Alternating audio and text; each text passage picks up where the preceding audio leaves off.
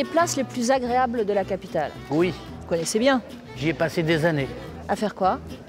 En fait, je faisais mon numéro d'équilibre et d'acrobatie, place Saint-Germain, qui est à 2 pas d'ici. Puis il y a eu un moment où c'était quand même un numéro très fatigant, surtout que je le faisais 20 fois.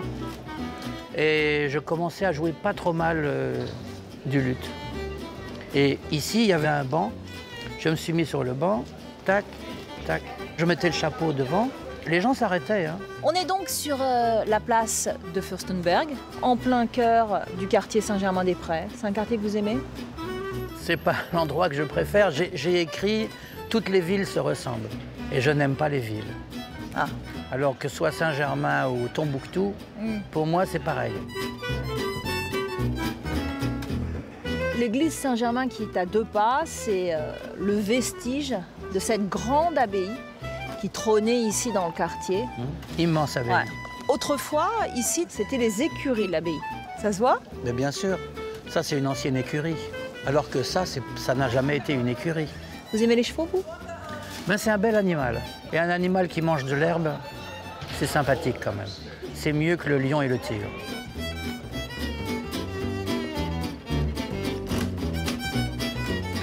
Bonjour Alexandre Romanès. Bonjour. Bienvenue dans votre Paris des Arts. Vous êtes le directeur du seul cirque tzigane d'Europe. Vous êtes poète, musicien. Avec vous, on va donc voyager dans cette émission. Et j'ai 5 filles. Au fil de vos récits sous votre chapiteau.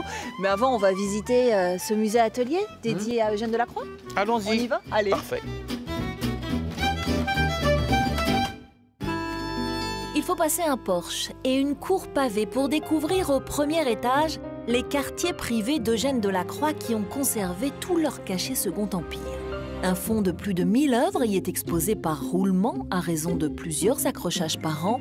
Un musée donc à visiter et à revisiter. Merci de nous accueillir.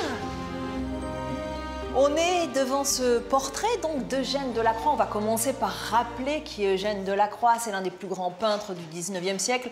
C'est aussi une figure majeure du mouvement romantique.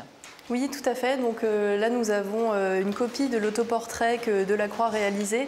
Delacroix, c'est évidemment l'un des plus grands artistes romantiques, un peintre, mais également un très grand écrivain, ce qu'on oublie souvent. Et le musée dans lequel on se trouve aujourd'hui, c'était son dernier atelier, son dernier appartement.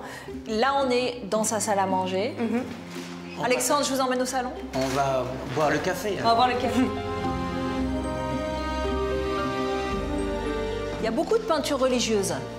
Oui, alors c'est effectivement une des grandes thématiques qui a animé l'œuvre d'Eugène Delacroix, bien qu'on ne sache pas très clairement quel était son rapport à la religion, mais il a été le peintre à qui on a commandé beaucoup de décors pour des édifices religieux, notamment l'église Saint-Sulpice. C'est la raison pour laquelle il était venu s'installer dans cet appartement au cœur de Saint-Germain-des-Prés.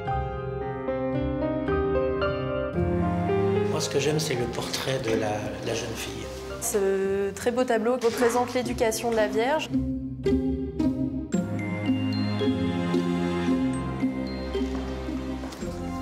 Donc là, on est dans son atelier. C'est lui qui l'a dessiné, c'est lui qui a croqué les plans, c'est lui qui a donné toutes les directions pour la construction de cet atelier? Exactement. C'est lui qui a décidé de faire construire cet atelier avec une verrière orientée vers le sud, ce qui est assez original pour les peintres. Et il était vraiment très inspiré par la vue du jardin. Vous reconnaissez là-bas? C'est pas ma famille quand même. C'est une ébauche, une esquisse. C'est la seule étude de l'artiste pour la liberté qui dans le peuple, qui est donc son tableau le plus iconique. C'est sa toile la plus connue. Hein. Ouais. Exactement, qui a été réinterprété de nombreuses fois. Delacroix, il était vraiment connu de son vivant. Il avait même des commandes d'État multiples. Oui, oui, exactement. Il était vraiment reconnu pour sa touche un peu fragmentée, ses formes assez tourbillonnantes. C'était un gars dans mon genre. Fragmenté, vous voulez dire? Complètement fragmenté. Vous nous parliez tout à l'heure de ses écrits. Il y en a quelques-uns ici, c'est ça? Exactement. Delacroix, en plus d'être un grand peintre, avait de véritables talents d'écrivain. Il a écrit une pièce de théâtre, Victoria, et 2 nouvelles, Alfred et Les dangers de la cour.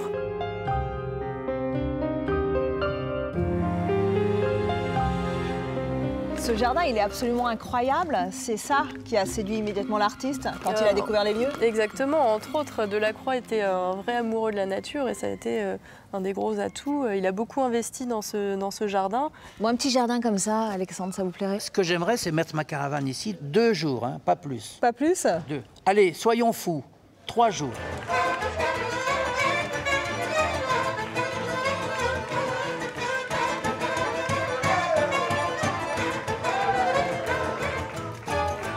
Sans mauvais jeu de mots, Alexandre, votre vie c'est tout un cirque. On commence par votre nom de naissance. Vous avez choisi de ne pas le garder. Jamais, je ne le prononce jamais. Alors moi je vais le prononcer Bouglione, mais vous avez choisi de ne pas perpétrer la voie empruntée par votre famille. Pourquoi?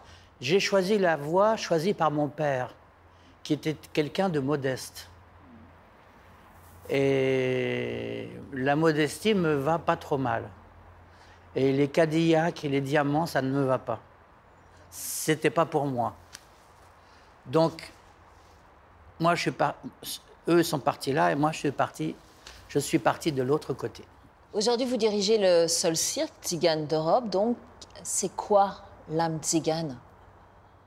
D'abord, c'est le voyage. Nous sommes des nomades. Alors, la grande tristesse de cette affaire, c'est que nous sommes les derniers.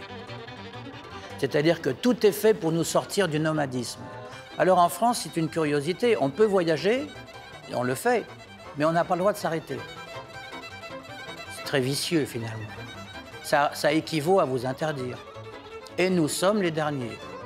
Et je dis, quand ma plus jeune fille, Rajenka, elle a 17 ans, quand elle sera une vieille femme, les tribus tziganes n'existeront plus.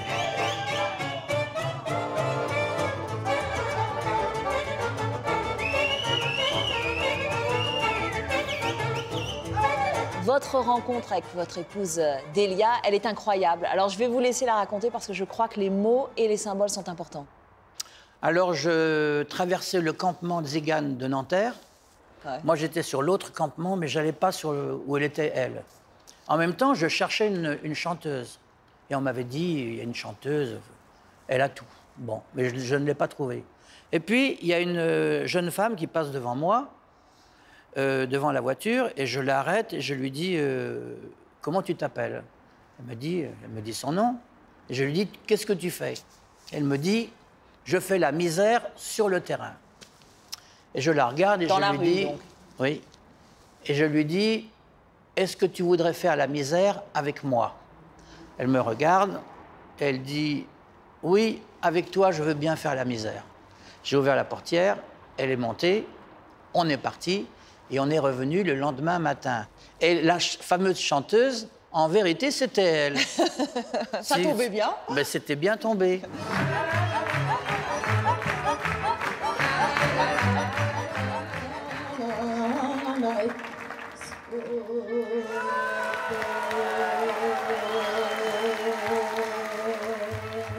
On dit souvent que votre cirque, c'est le plus poétique, sans doute parce que vous avez l'âme d'un poète. Vous êtes d'ailleurs l'auteur de plusieurs recueils.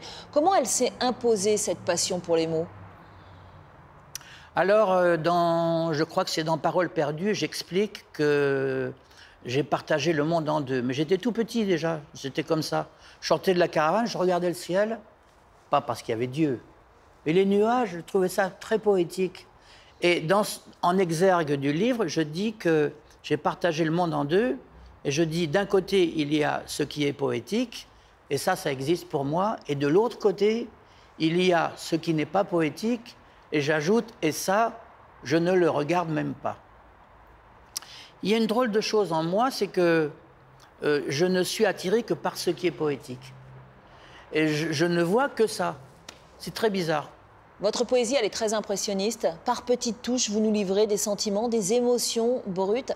Je vois que vous nous avez ramené vos ouvrages. Je vous laisse choisir un extrait et vous nous faites un petit bout de lecture. Juste avant de mourir, on doit avoir envie de prendre tous les hommes et toutes les femmes dans ses bras. Mais c'est trop tard. Je n'ai jamais vu mon père verser une larme, mais quelques heures avant de mourir, je l'ai vu pleurer. J'espère que je serai plus fort que lui. Merci. C'est beau.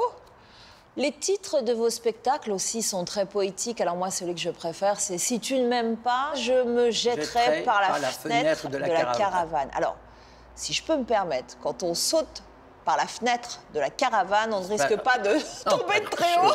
Non. Il y a aussi la trapéziste des anges, les nomades tracent les chemins du ciel. Comment vous le définissez, votre cirque? On est un peu hors du temps, c'est-à-dire qu'on n'est pas du tout dans les modes. Maintenant, dans les cirques, les filles sont à moitié nues. Il y a des musiques très vulgaires, ce qu'on appelle les tubes. Les chapiteaux, on dirait des hangars pour avions. C'est souvent très vulgaire. Nous, on n'est pas du tout dans cette veine-là. Et à la fin du spectacle, beaucoup de gens viennent nous embrasser. Et ils nous remercient. Et vous savez, je ne vous apprends rien. La famille n'est pas très bien vue en Occident. Il y a une mauvaise image de la famille. Et les gens nous disent « Ah, mais c'est joli ». On avait oublié que c'était aussi joli une famille, en nous voyant. Vous travaillez avec vos 5 filles et votre épouse. C'est ça, oui. Bon, Alexandre Romanès, si c'était à refaire, vous referiez tout à l'identique ou quelques petits changements? Qui n'a pas des regrets? Moi, j'en ai beaucoup. Mais j'ai envie de dire, bon, qui n'en a pas? On m'a fait du mal. Il y a ça aussi. Mais bon, ma joie de vivre est toujours là. Et la vie, c'est quand même incroyable.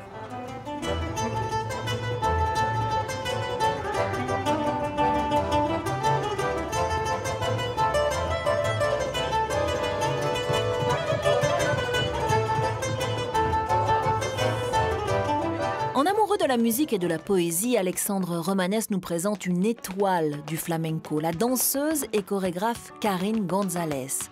Elle s'est illustrée sur les scènes prestigieuses de Rome, Paris ou encore Madrid et nous fait partager cet art qu'elle vit avec passion.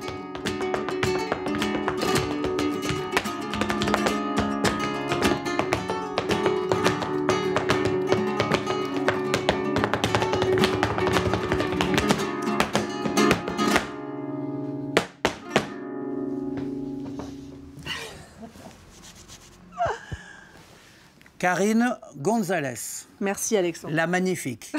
Elle nous ensorcelle, Karine, quand elle danse. Elle vous transporte où? Oh, déjà pas ici.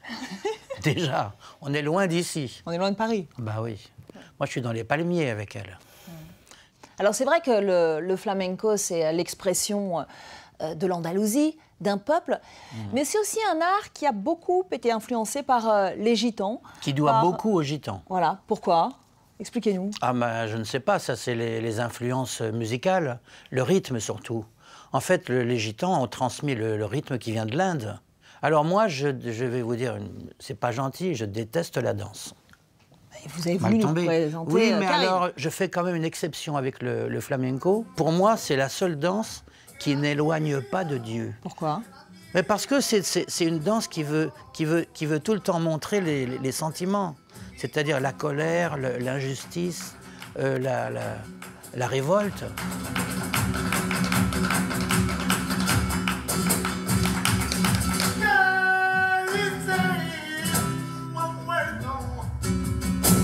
On parle souvent du langage du flamenco, l'amour, la passion. Quoi d'autre? Le duende. Le duende? Qu'est-ce que c'est que le duende? Alors, c'est un état en fait de grâce qui se rapproche de la transe, mais qui a quelque chose de magique dans le sens divin, mais aussi diabolique, parce que ça nous ensorcelle. Voilà, donc c'est un état de grâce entre les artistes et le public, une sorte de cohésion en fait qui arrive ensemble et qui arrive à un climax. Et voilà, et c'est le duende. Le duende. Ouais. Il y a vos créations d'un côté, puis il y a aussi des collaborations avec d'autres artistes, avec d'autres chorégraphes. Quelles ont été les plus marquantes? C'est vrai que j'ai eu la chance de croiser de magnifiques personnalités Alexandre, voilà.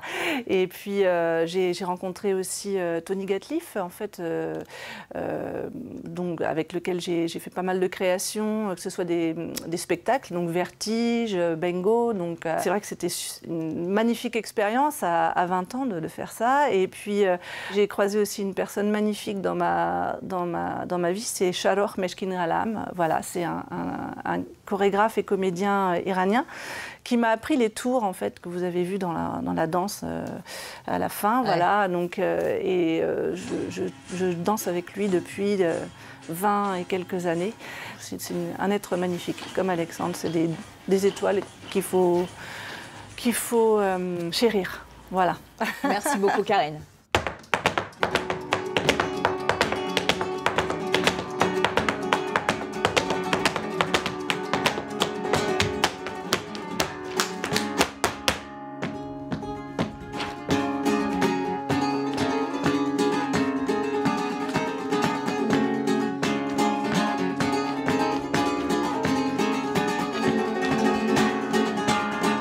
C'est l'heure à présent de soumettre Alexandre aux questions des internautes.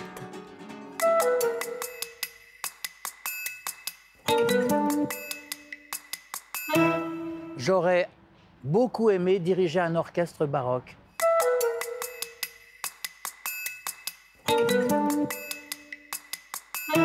J'aime beaucoup Marceline Desbordes-Valmore, les poètes arabes, Rimbaud bien sûr, Corneille et Racine aussi.